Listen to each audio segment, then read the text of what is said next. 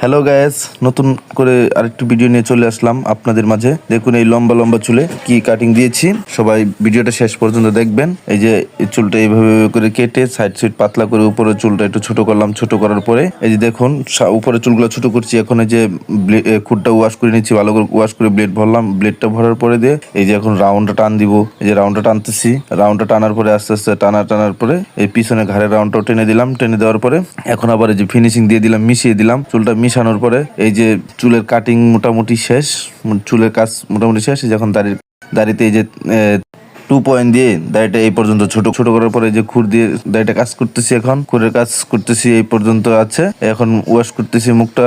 Wash করার পরে facial করার পরে দেখেন চুলটার এই অবস্থা। কি ছিল কি হয়ে গেল, সবই এলোমেলো। তবে এই যে কাজ শেষ, সবকিছুই ভালো লাগলো। ওনার কাছেও ভালো, আমার কাছেও ভালো। ভিডিওটা শেষ পর্যন্ত দেখার জন্য সবাইকে অসংখ্য অসংখ্য ধন্যবাদ। সবাই পাশে থাকবেন, আমিও সবার পাশে আছি। Love you. দোয়া রইল সবার।